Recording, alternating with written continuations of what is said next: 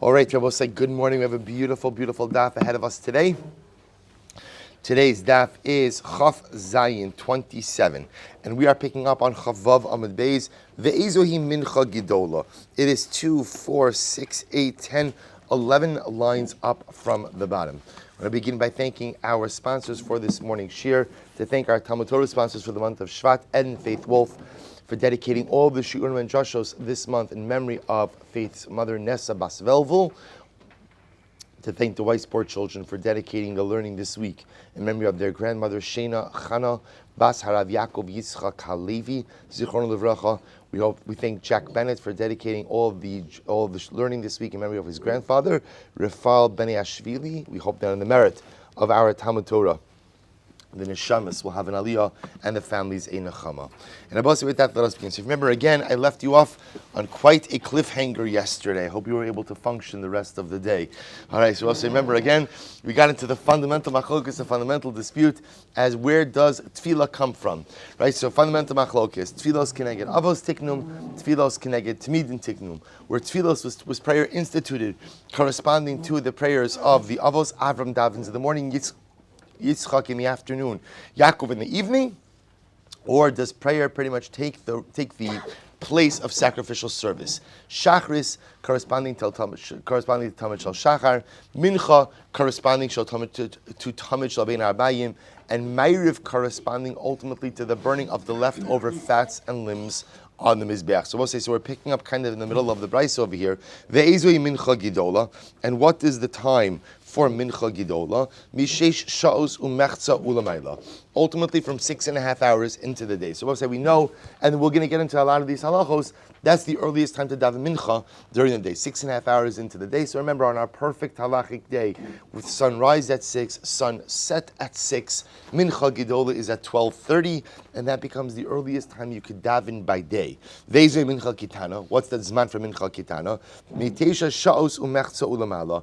9.5 hours into the day and on. So we'll say, so remember, so on our perfect day, so 9.5 hours into the day is going to be 3:30.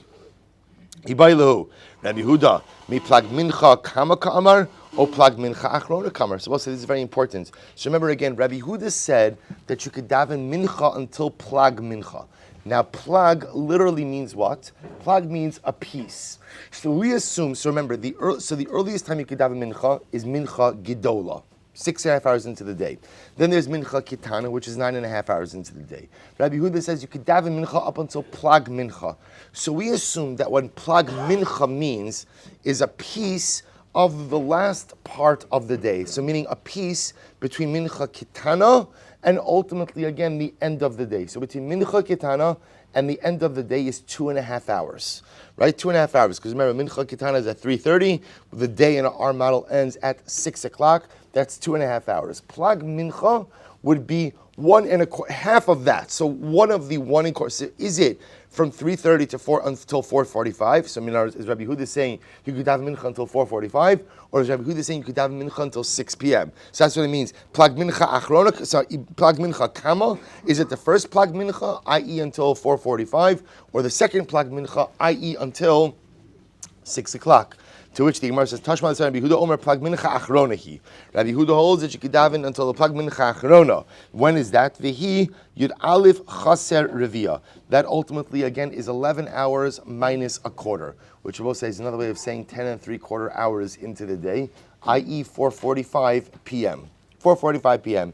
To which the Gemara says, I will say now again. Remember, let's loop back. All of this is an effort to try to understand the nature of tefillah.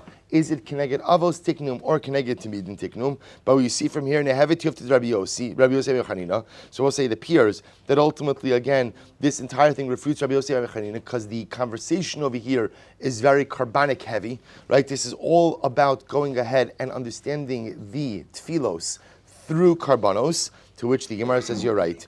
Tefillos avos tiknum. Rabbi say in reality, here is what occurred.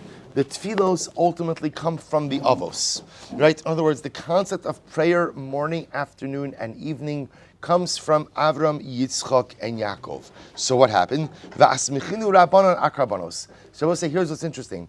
All the avos teach me is that there's a concept of davening in the morning, afternoon, and evening. What don't I get from the avos? What don't I get? Zmanim, timing. Right? I don't have timing from the avos. So where does timing come from? V'asmichinu rabbanon akarbanos. Timing ultimately comes from the karbanos themselves. So amazingly enough, the Gemara actually ends off by saying that both opinions are correct, which is beautiful when you see this in Chazal. Both opinions are correct.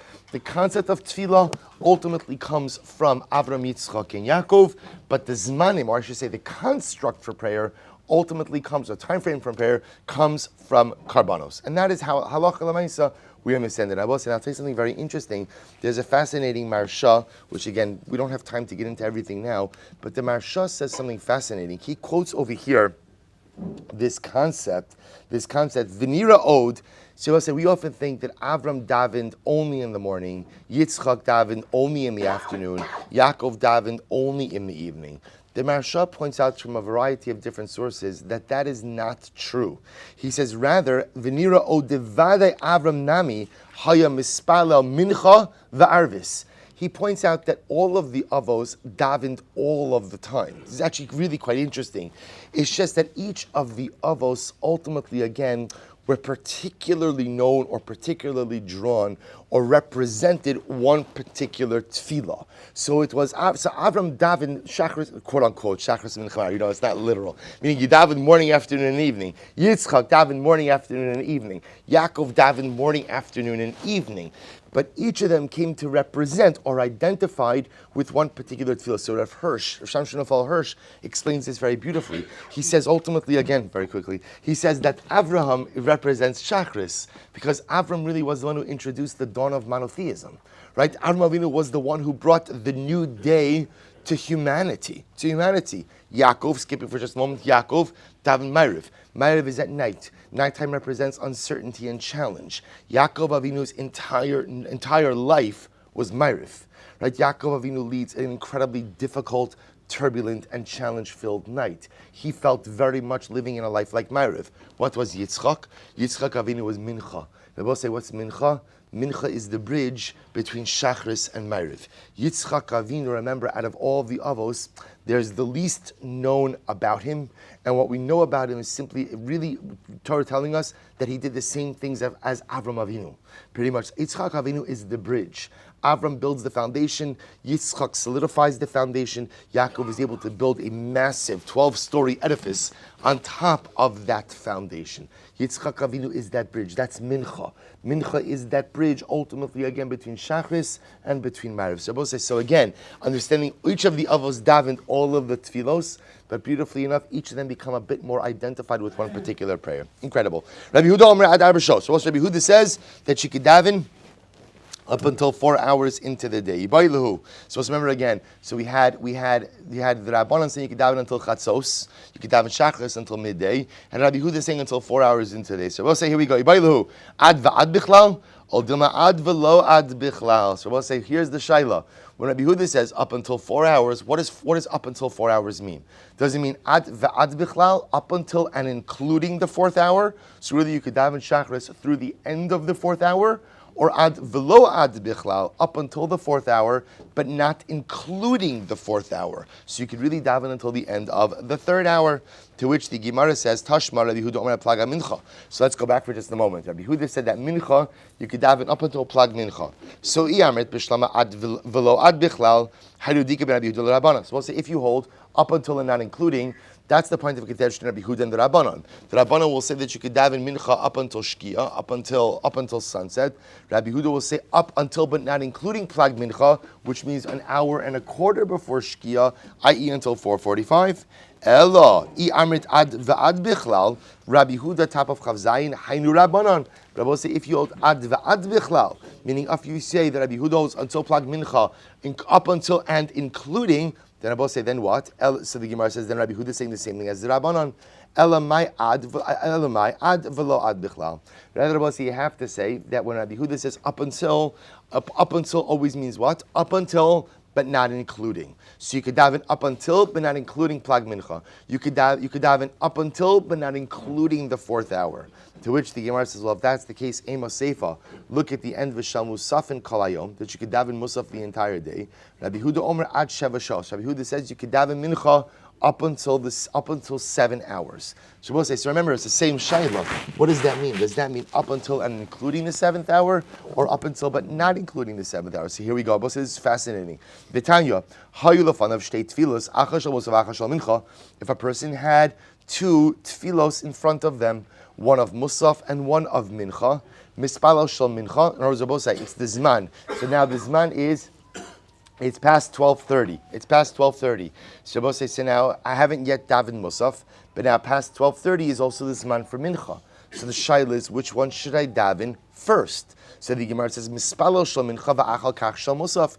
You should daven mincha first, and then ultimately musaf. Why? Shezu tadira v'zu enu tadira. Because it's a din in tadir. Tadir v'shenu tadir, tadir kodim. And you have 2 mitzvahs in front of you to perform, which you don't know which one to do first. Whichever occurs with greater frequency is the one that comes first. So just so you should think, you should understand, the shaila comes up, right, at least 2 times a year, right? Rosh Hashanah Yom Kippur 3 times a year, right? Rabbi says this could very easily happen, where ultimately, again, it's already after the Zman for Mincha Gidola. It's already after the Zman for Mincha Gidola, and you have not yet davened Musaf. So Rabbi says, so again, there's fascinating discussions over here regarding this particular topic. But in any event, for our purposes over here, you see that when there's this conflict, the Gemara says, daven Mincha first. Now, Rabbi says, now watch this. Rabbi Huda Omer Mispal Shal Musaf Achar Kach Shal Mincha. Rabbi Huda says, no, you should daven Musaf first and then Mincha for a very simple reason. Shazu overes, shazu enu overes. Because Rabbi said the window for Musaf is much shorter than the window for Mincha. So the concern is if you daven Mincha first, you can miss the Zman for Musaf. Because remember, Rabbi Huda holds it's up until 7 hours. But Mincha, you have still many hours afterwards. So Rabbi say, now watch this. So according to Rabbi Huda, now there is a situation where what? Where you would have a conflict between Mincha and Musaf. So I amrit bishlama ad va'ad bichlal. Hainu de mishkachas lehu shtei tfilas bahad yadadi. Eli amrit ad velo ad bichlal. Hechi mishkachas lehu shtei tfilas bahad yadadi. Kevan de asila shal mincha. Azla la shal musafin. We'll say, watch this. So this case only comes up, it's very exciting. This case only comes up if you hold ad va'ad bichlal. Which means what? Rabbi Yehuda holds you can daven mincha until when, Rabbi say? Daven mincha until when? Excuse me, I'm sorry. Daven musaf until when? 7th hour. So if you hold ad velo ad bichlal, that means what? Until the end of the 6th hour up until the 7th hour. If that's the case, Rabbi say, then lemaisa, you'll never have a conflict between mincha and musaf. Why? Because you can't daven you can't daven mincha until into the 7th hour. Remember again, you can't daven mincha until 6.5 hours into the day. So if you hold ad velo ad bichlal, then the window for musaf closes before mincha ever starts. But if you hold ad va'ad bichlal, that up until the 7th hour means up until and including the 7th hour, then what? Then halacha lamaisa, there is what? There is a half-hour overlap between the zman from musaf and the zman from mincha. So what do you see from here? Elamai ad va'ad bichlal. Rather, you see from here that halacha lamaisa, Rabbi Yehuda holds when he says up until the 7th hour, it means up until and including. And if that's the case, we would assume that when it comes to the zman for tefillah, when he says up until 4 hours, it means up until and including. To which the Gemara says kashiresha. We'll say here's the problem. The problem is fast forward to Ma'ariv. Rabbi Yehuda says you could daven mincha up until Plaga Mincha. If Rabbi Yehuda holds ad va'ad bichlal, then through Plag Mincha really takes you to where? Takes you to Shkia, takes you to sunset. If that's the case, ma'ika ben Rabbi Yehuda l'Rabbanon. The Rabbi said there's no distinction between the Shit Rabbi Yehuda and Rabbanon. To which the Gemara says no. Mi sarvis the high Plag Mincha, Plag Achrona Kamar, Plag Rishona Kamar. No, the Plag, Rabbi say Plag means a half. So remember again, in that last segment of the day, which in our halachic day goes from 3:30 to 6 o'clock, there's 2.5 hours into that. Rabbi Yehuda says plag. You could daven mincha until part of that. So we've always been assuming part means the second part. It's not true, says the Gemara. Part means the first part. V'halchi kamar emas nafik plag mishona uva'ile plag achrona mechi nafki yud aleph shos chaser reviyah. We'll say ultimately again, when does plag mincha occur? When the first part ends, the first half ends, and the second half begins. I.e., in our perfect halachic day at 4:45. So an hour and a quarter before sunset is when Rabbi Yehuda will hold that halacha l'maisa you could say mincha until. Amar Rav Nachman, af anan nami tanini Rabbi Yehuda ben Bava Heyed Chamisha Dvar. So let's listen to this. A little bit of a tangent to get to the right place. So Rabbi Yehuda ben Bava gave testimony regarding the following 5 things. It's actually quite fascinating. Number 1, Shememanin Esakatana. So remember again, Memanin Esakatana is the case halach. So we'll call it midoraisa. A father has the ability to marry off his minor daughter. Only a father has that right. A mother, no one else has that right. What happens if the father died? So the Rabbanon created a concept, a rabbinic construct of marriage, where the mother has the ability to marry off her daughter. They did that in order to safeguard the minor daughter. Because again, I guess historically, giving her the safety of marriage was a way to protect her. So therefore, again, the mother can marry off in a rabbinic fashion. Because it's rabbinic marriage, all it requires is what's called miyun. Miyun means refusal. That if the girl refuses the marriage, ultimately the marriage dissolves. She doesn't need a get, she doesn't need a document of divorce, just simple miyun. So the Gemara says there are circumstances where we urge the girl to do miyun. We'll say, when would this come up? This would come up in a situation of 2 brothers who marry 2 sisters. Let's say again, brother A is married to the older sister, brother B is married to the Kitana sister, the young sister. Brother A dies without children. Brother B now has to do yibum with his sister-in-law. The problem is what? He can't do yibum. Why? Why? Because he's married to the sister of his sister-in-law. He can't marry 2 sisters. So we'll say, what do we do in this kind of situation?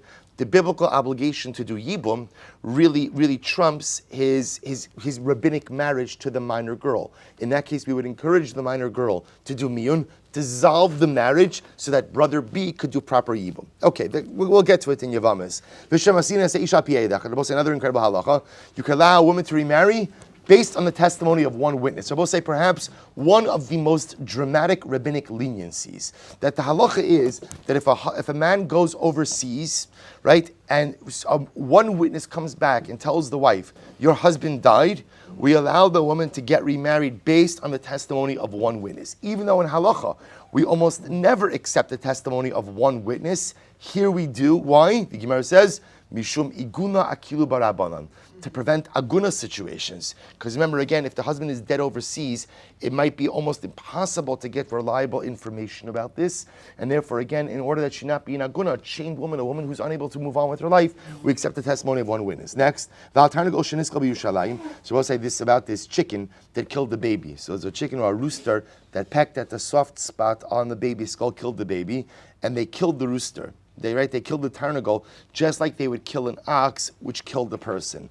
Well, there's more to that story, but for our purposes, okay. Wine that is at least 40 days old can be used for nisachayim. I'll say the halacha is that for wine libations, you must use wine that is chashuv. New wine, in other words, wine that is not aged, is not chashuv, is unimportant wine. Therefore, at what point does it become aged? At least after it sits for 40 days. That can be used for libational purposes. Here we go. This is why we have this.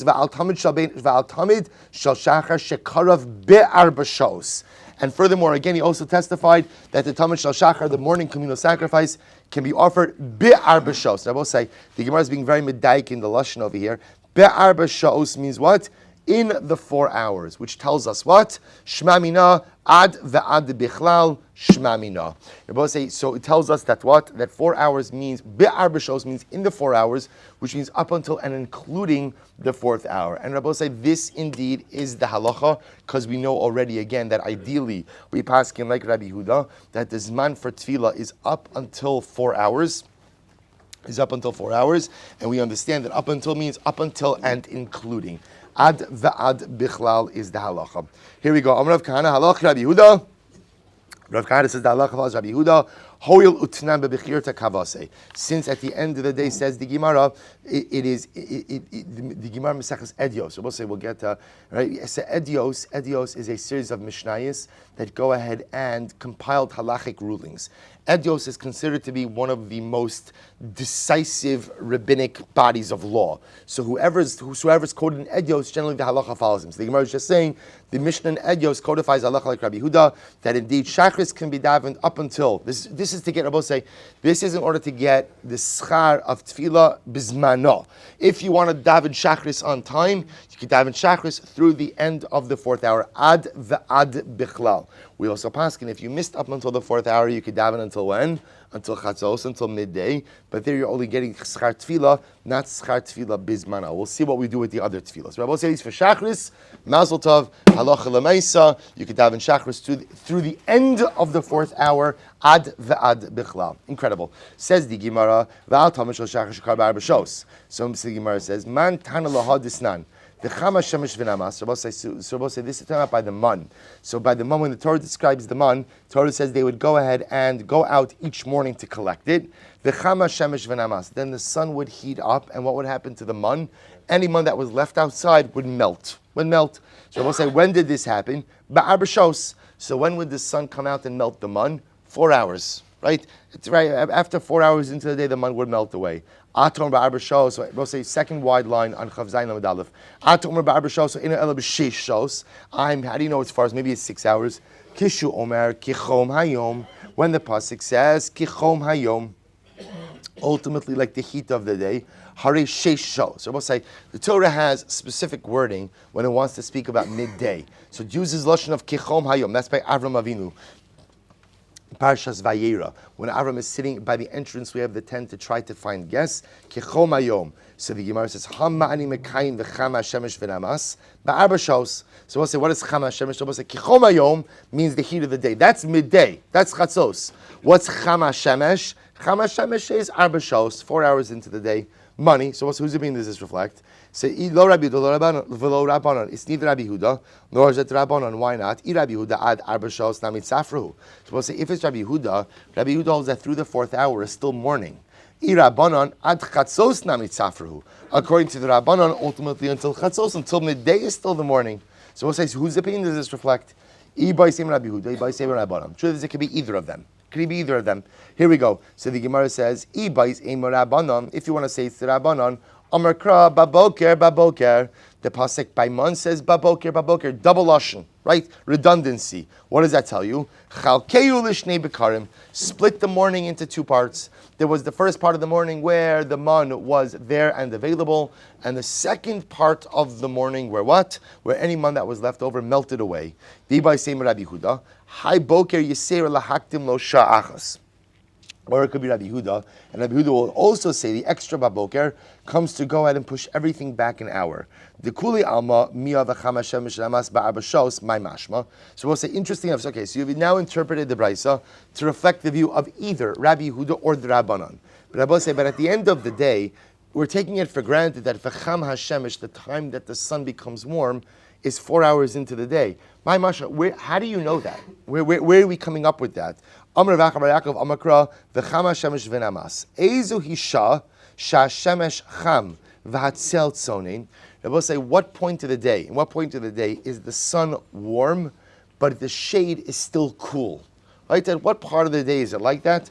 To which the Gemara says, Havi Omer ba'arbasho. So we'll say apparently 4 hours into the day, the sun already is warm enough to make you feel the warmth of the sun, but the shade is still cool enough that the shade is still cool. Good. Therefore, again, interestingly enough, just an interesting historical fact, the man apparently remained available for pickup up through 4 hours into the day, but after 4 hours into the day, halacha l'maisa, it melted away. Tfilas amincha ada erev.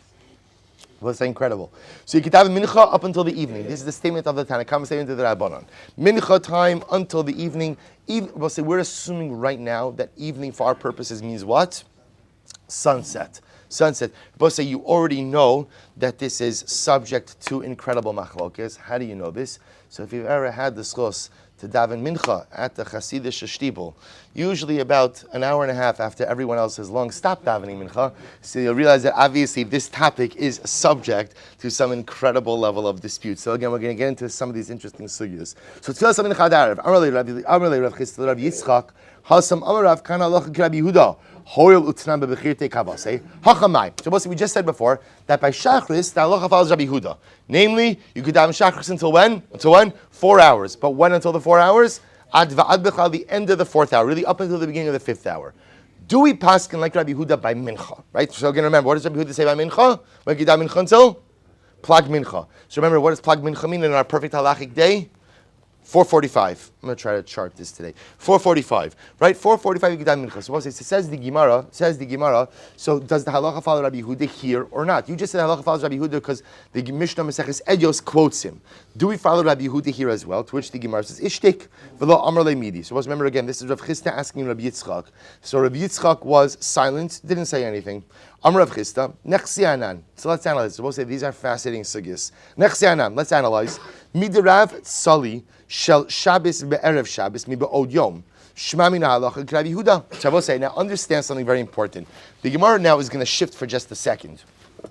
If Rabbi Yehuda holds that you could daven mincha up until plag, then when can you daven ma'ariv? Right after plag. Remember again, there's never a gap between mincha and ma'ariv. In other words, that we assume over here that at the time that the zman from mincha ends, the zman from ma'ariv begins. So therefore, Rabbi Yehuda's model, if you're davening mincha up until plag, that means you can begin to daven ma'ariv right after plag. So it says, watch this. We'll say we saw Rav. What did Rav do? Rav davened Shabbos davening, Shabbos ma'ariv on Friday afternoon. So it was still daylight outside. And Rav had davened ma'ariv. What do you see from here? Shema mino halacha Rabbi Yehuda. Rabbi saying now the fact that Rav accepted Shabbos early and davened ma'ariv of Shabbos while it was still light outside, Miba Yom tells us that what? That apparently you could daven ma'ariv after plag. So that must mean that the halacha indeed follows Rabbi Yehuda. To which the Gemara says, Ad Rabba. Maybe not. Mid Rav Huna v'Rabbanan Allah v'Masli Ad Arta. Here Rabbi says, the Gemara says, I'll bring you other rayas. Rav Huna and the Rabbanan would dafka not daven ma'ariv on Shabbos until when? Until it was dark outside. Shema mina ein halacha Rabbi Yehuda. So we'll say that shows that the halacha is not like Rabbi Yehuda. I will say, so this is incredible. So we will say, what do you see from here? The rabbis disagree. Okay, shkoyach. That we know already. We'll say, what you see from here is something dramatically different practices. You have groups of rabbanim, ultimately, again, who are davening mincha up until plag, ma'ariv after plag, and other rabbanim who are davening mincha up until shkia, and ma'ariv only after shkia, which leads the Gemara to a dramatic conclusion. Hashta, delo itmar hilchas salo kimar velo kimar, da avid kimar avid, Uda Kimar of it. They both say a dramatic halacha. One of the most dramatic halachos in Maseches Berachos. So both say essentially, both the Rabbanan and Rabbi Yehuda are both right. And therefore you have the ability to choose who you want to follow. They both say not only that, but you actually have the ability to choose different opinions on different days. So both say, so again, if today I want to paskin like the Rabbanan, I'll daven mincha up until shkia, ma'ariv after shkia, fine. And then tomorrow I decide to pass like Rabbi Yehuda, I'll daven mincha before plag, ma'ariv after plag, you can. Rabbi say there's one exceptionally important caveat, which is you cannot mix and match. So what you can't do is on the same day, you can't pull one from each. So for example, you can't go ahead and daven mincha after plag like the Rabbanan, and ma'ariv before shkia like Rabbi Yehuda. So I will say this is codified in Shulchan Aruch. David Kimar Ovid. You have the ability to paskin literally like whoever you want. Okay, so we have this right during the summertime. We have a plag mincha minion here. So one day a person can decide, I'll daven plag. The next day they're going to daven zman. There's no problem with that as long as you don't pick from the same opinions on the same day. Both say because if you go ahead, because remember again, if let's say you were to daven mincha after plag and ma'ariv before shkia, that's what's called in halacha tarti disasri. That's an inherent contradiction because then you're categorizing the same time of day in two dramatically different ways. So David Kimar Ovid, incredible. I will say here we go. Rav Ikla lebei Geniva. Rav went to the house of Geniva. V'tzali shal Shabbos ve'erev Shabbos. And Abba say he davened ma'ariv of Shabbos early. So remember again. So he's davening ma'ariv while it's still light on Friday afternoon. So the Gemara says, Rabbi Yirmiyah bar Abba la'achori de Rav. And Rabbi Yirmiyah bar Abba was davening behind Rav. The Siyem Rav finished the Shmona Esrei. So we'll say apparently for Rav, in order to go back to his seat, he would have to pass in front of Rabbi Yirmiyah. And he did not do so. So Rav did not pass in front of Rabbi Yirmiyah when Rabbi Yirmiyah was going ahead and davening Shmona Esrei. There are three important things we learn from this story. Shmamina, Mispal Adam Shal Shabbos Rav Shabbos. Number one, we learned that what? You could accept Shabbos early, right? You could. It's not just accept Shabbos. You could daven Ma'ariv early, and this is not just a din in Shabbos. You could daven Ma'ariv while it's still day, as long as what? It's after plag. Remember again, there is no ability. The earliest you could daven Ma'ariv is Plag. Just like the earliest you can be Makabel Shabbos is Plag. Plag is the earliest time for anything associated with nighttime. But you see again, halacha l'mayis, you could daven mincha. Daven Ma'ariv, already after Plag. Ushmamina, mispalal talmid achori rabo. Furthermore, we'll say, what else do we see? That a student is permitted to daven behind his Rebbe. We'll discuss that in just a moment. Ushmamina, asra lavo kineged mispalin. But we also learn that what?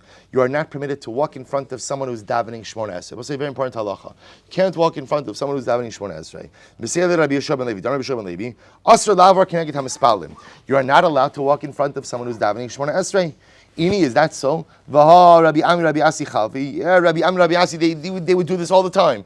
They would walk in front of people who are davening Shmona Esrei. The Gemara says, no. Rabbi Ami, Rabbi Asi, chutz arba amos havud chalfi. But say when they would walk outside of Dalet Amos of someone davening Shmona Esrei. So say this is the halacha. You are not permitted to walk within Dalet Amos in front of someone who's davening Shmona Esrei. That is considered, being that Shmona Esrei is this dialogical connection between man and God, to walk in front is disruptive and disrespectful. Outside of Dalet Amos, you can go ahead and walk. Rabbi Yirmiyah Heichi Avadachi. Let's say, how was Rabbi Yirmiyah able to daven in back of his Rebbe? So let's remember again, Rabbi Yirmiyah was the Talmud of Rav. So why was Rabbi Yirmiyah permitted to daven in back of his Rebbe? V'ham Rav Yehuda Amar Rav, the Olam al Yispala Adam, Amad Beis, al Yispala Adam, Lo kineged rabo v'lo achorei rabo. I will say a person should never daven, not opposite, no kineged, not literally again opposite his Rebbe. In other words, we'll say what that means is like to the side, directly to the side of his Rebbe, and not behind his Rebbe. So we'll say, interestingly enough, if you look at Rashi says kineged rabo, eitza rabo, umara kilohim shavim. So we'll say a person is not permitted to daven next to his Rebbe because it looks like then he's putting himself on the same level as his Rebbe. What about behind his Rebbe? So we'll say it's interesting machlokes Rashi tells us. So Rashi says, achorei rabo, nami yuhuri. Rashi understands that davening behind your Rebbe is also a display of arrogance. How that's not abundantly clear, which leads Tosas to say, mipnei shenira ki mishtachav el rabo. Tosas says, no, it's not arrogance. If a Talmud davens behind his Rebbe, we'll say, what does it look like? It looks a bit too much like Rebbe worship, right? And again, as much as you have to revere and respect your Rebbe, he's not HaKadosh Baruch Hu. You don't daven to him, you daven to HaKadosh Baruch Hu. Okay, so we'll say, so the shaila is, how is Rabbi Yirmiyah able to daven behind Rav? Either way, it's not allowed. To which the Gemara says, V'tanya, Rabbi Eliezer Mispala Achorei Rabo. If somebody davens behind his Rebbe, v'hano sein shalom l'Rabo. We'll say no sein shalom l'Rabo means if you just say shalom aleichem to your Rebbe, the same way that you say shalom aleichem to your friends, or v'hamachzir shalom l'Rabo, or you return a greeting to your Rebbe just like you would a regular guy, v'hacholek al yeshivaso shal Rabo. Or Rabo say again, this literally means if you disagree with the piskei halacha of your Rebbe, v'ha'omer davar shelo shomam pi Rabo, or Rabo say if you're a Talmud who lives in proximity to your Rebbe, and you quote other piskei halacha not from your Rebbe, Gorem l'shchina shetistalik misra. It's a very dramatic Gemara. You cause the shchina ultimately again to remove itself from Klal Yisrael. We'll say the idea being that the relationship between a Rebbe and a Talmud is a very special relationship, and it's a relationship that represents a link in the chain of the Masorah. But what that requires, Rabbi say, is a level of respect that the Talmud has for the Rebbe. So the Talmud doesn't have. The Talmud doesn't talk to his Rebbe like he talks to his friends. The Talmud doesn't conduct himself with his Rebbe like he does with his friends. And there's a certain level of reverence and respect. And if that reverence and respect is not there, then unfortunately it causes the Shekhinah to depart from Klal Yisrael. Incredibly dramatic Gemara. I will say, yeah, it's fascinating to see, by the way, how in the eyes of Chazal, and you already see this, by the way, already before Chazal, from the times of Moshe and Yoshua, how perhaps one of the most dramatic and impactful relationships we have in our lives are the relationships we have with our Rebbeim. We'll say for one simple reason. Relationship you have with your parents are very important also, but interestingly enough, remember, you don't choose that relationship, right? That relation is chosen for you. Sometimes the most meaningful relationships we have in life are the ones we choose for ourselves. That's why marriage is so important. A relationship with a Rebbe is someone who a person chooses. So when I choose my Rebbe, I choose someone who I feel this person will help me grow. This person will help me become the best version of myself. But for that relationship to work, there has to be, says the Gemara, a certain level of reverence in that relationship. It's really incredible. Okay, there's a lot more to say in it, but we'll go weiter. So the Gemara says as follows. Shani Rabbi Yirmiyah. So we'll say, so again, back to our regularly scheduled program. So we'll say, so the idea being, say, how was Rabbi Yirmiyah davening behind Rav? Rav was his Rebbe. So whether it's Rashi or Tosfos, you're not allowed to daven behind your Rebbe. Shani Rabbi Yirmiyah bar Abba, the Talmud Chaver Hava. We'll say Rabbi Yirmiyah bar Abba was what we call in halacha a Talmud Chaver. Talmud Chaver, Abba say, means student-peer relationship. Talmud Chaver is a student who has become so great that he becomes more like a peer to his Rebbe than a student to his Rebbe. That was Rabbi Yirmiyah to Rav. So because of that, a lot of the halachos, which normally dictate the Rebbe-student relationship, were not in effect over here. So we'll say, remember again, when Rabbi Yirmiyah saw Rav davening Ma'ariv of Shabbos on Friday afternoon, he says to Rav, did you stop doing malacha? Amarle in badilna. And Rav said, yes, I stopped doing malacha. Below Amarle mi badil mar.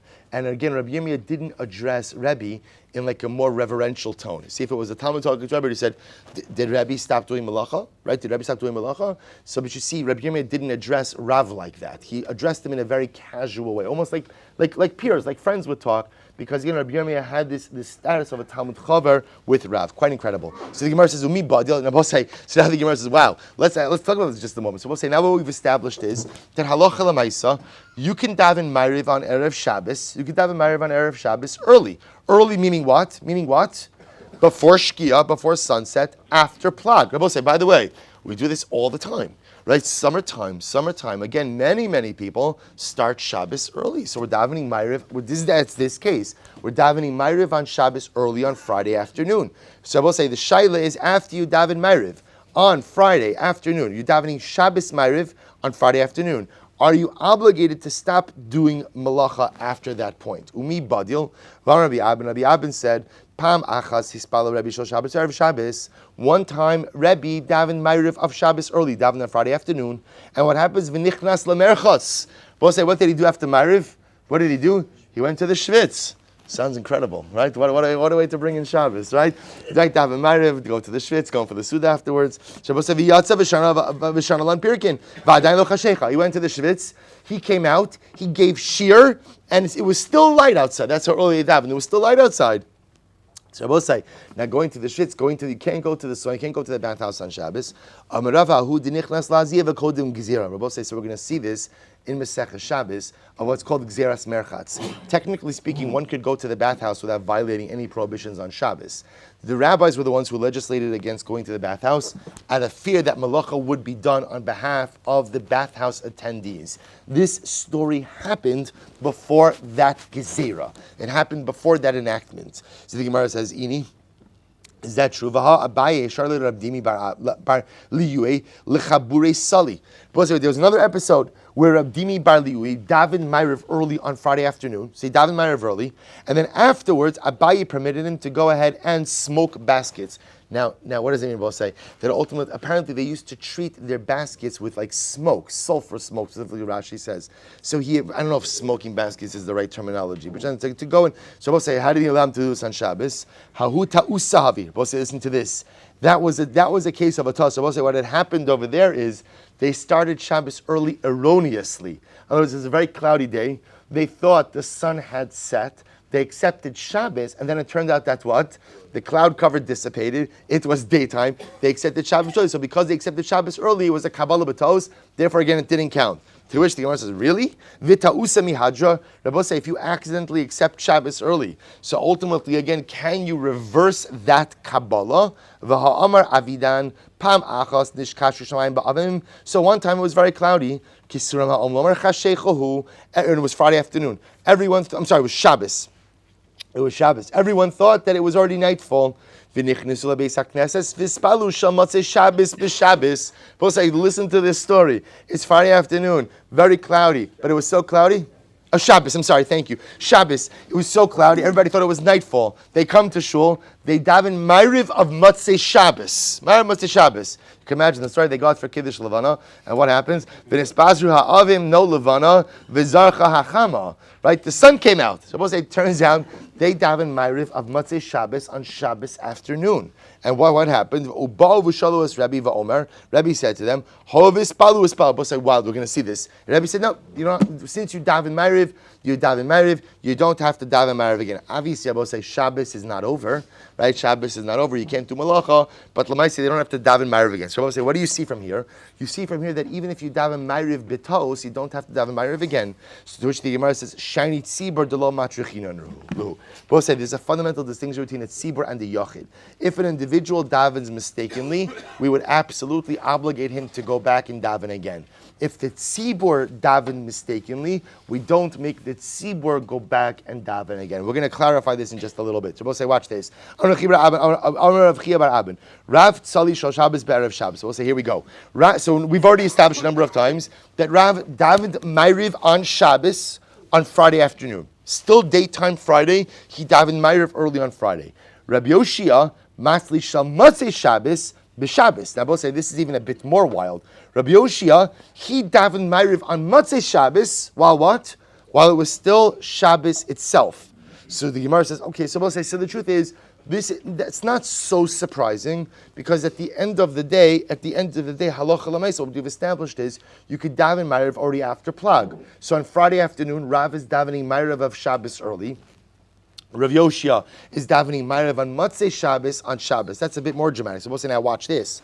Rav tzali shal Shabbos be'erev Shabbos, Omer Kiddusha alakos, so ino Omer Kiddusha alakos. Wow.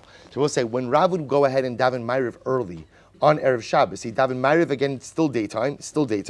So we'll say, would he be permitted to make Kiddush right after he finished Ma'ariv? Even though what? Even though it's still daylight outside. Tashma Adam Rav Nachman Amar Shmuel. Mispal Adam Shal Shabbos be'erev Shabbos v'omer Kiddusha alakos v'hilchas hakavasei. Pastor Nachman Shmuel that when you start Shabbos early and when you daven Ma'ariv while it's still daytime, right, you can make Kiddush right after. So we'll say not only can you daven Ma'ariv, but what? You could actively accept Shabbos while it is still daylight on Friday afternoon. Remember again, all of this is presupposing that, or I should say, all of this only occurs if what? If your davening is occurring after Plag.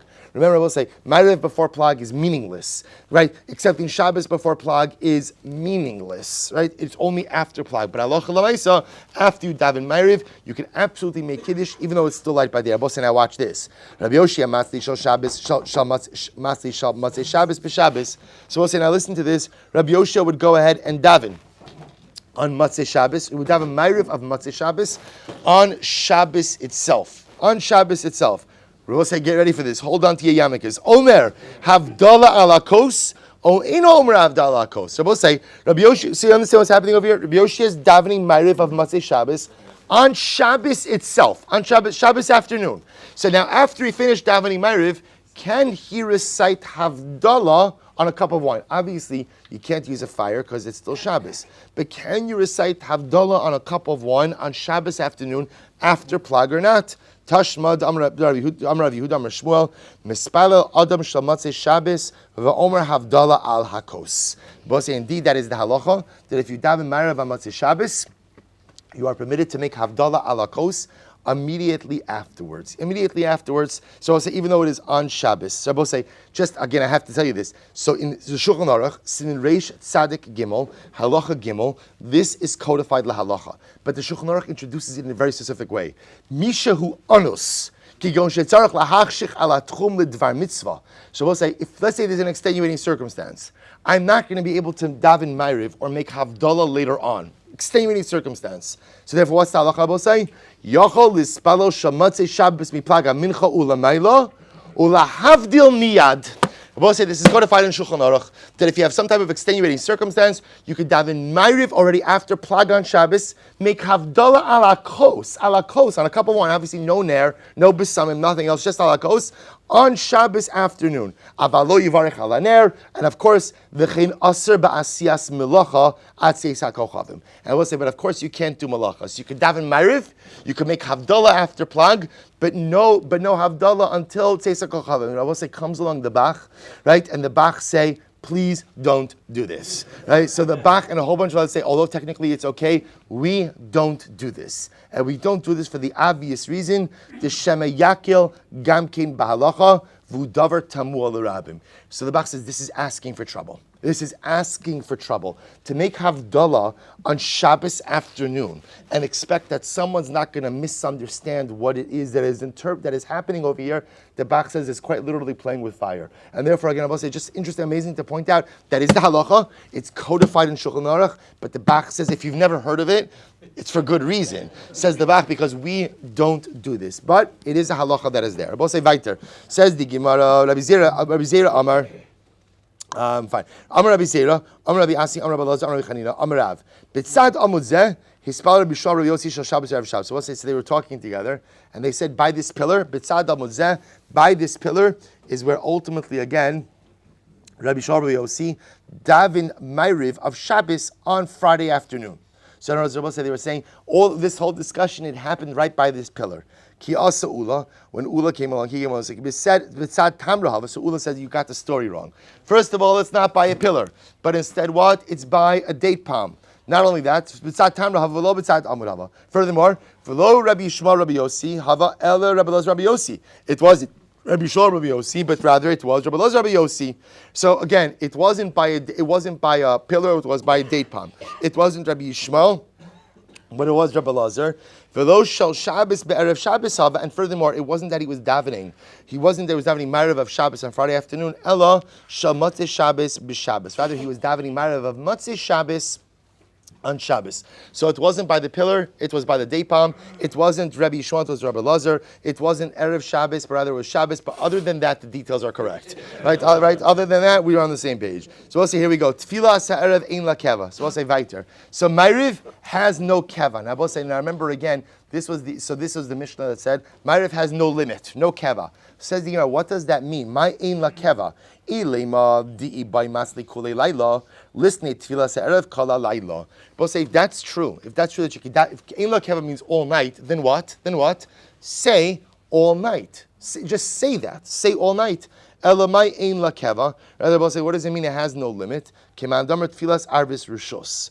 Ultimately, Rabbi say this comes to teach us that Ma'ariv is a rishos. So Rabbi say now we're going to get into the fascinating sugya regarding the nature of the obligation for Ma'ariv.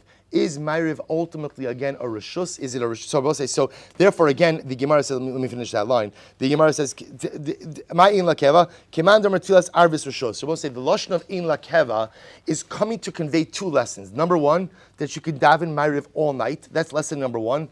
But lesson number two, in la keva, also is a little bit of like a looser definition to teach you that Ma'ariv is not obligatory. To which the Gemara says, Amar Rabbi Yehuda Amar Shmuel tfilas arvis. What's the status of Ma'ariv? Rabbi Gamliel Amar Chova. Rabbi Gamliel says it's obligatory. Rabbi Yeshua Omer Rishus. Rabbi Yeshua says that ultimately again it is a Rishus. It's optional. Amar Abaye halacha divrei haOmer Chova. So we'll say Abaye says the halacha follows the one who says that Ma'ariv is obligatory. Rava Amar halacha divrei Omer Rishus. Rava says no, the halacha follows the one who says that it is an optional tefillah. So we'll say we're going to see this is the fundamental machlokis when it comes to Ma'ariv. Is Ma'ariv an obligatory prayer? Is Ma'ariv an optional prayer? And even if it's optional, what exactly does that mean? I will say I'll just end off with an incredible idea. The Sfas Emes says something so beautiful. The Ger Rebbe, he says, what does it mean? Tfilas ha'erev ein la keva. He said, listen to these words. He says, Tfilaso shel adam. The Sfas Emes says, Tfilas ha'erev. Erev, as we said before, nighttime, represents prayer that is uttered in times of distress. So Tfilas ha'erev, says the Sfas Emes, means when a person prays in a state of distress. Tfilaso shel adam mi-Yisrael be'ez chashchos ve'erev mitoch tzara v'yisurim. A tefillah that you utter in the time of incredible distress and difficulty, ein la keva. Ein la keva means zman miyuchad liskabel ifnei hamakom. So he says ein la keva means there is no way to even measure the profundity and power of a prayer that is uttered in the midst of distress. So both say again, in difficult times, sometimes we gravitate away from God, but a Jew who ultimately realizes that although HaKadosh Baruch Hu, I'm in trouble, and although I'm wondering why you put me a little bit in this trouble, Tfilas ha'erev, if you find the koach, if you find the power to connect with your God, even in the midst of difficulty and nighttime, ein la keva. There is no telling what you can accomplish with that tefillah, and there is no telling what you could accomplish with spiritual growth that is gleaned from the midst of adversity. But let's say we'll stop over for today. Just coming attractions. Tomorrow is a day you don't want to miss. Tomorrow is one of the most dramatic stories with Rabbi Gamliel, Rabbi Lazar ben Azariah. It's going to have happiness, it's going to have drama, tears, laughter, everything Amir Hashem tomorrow.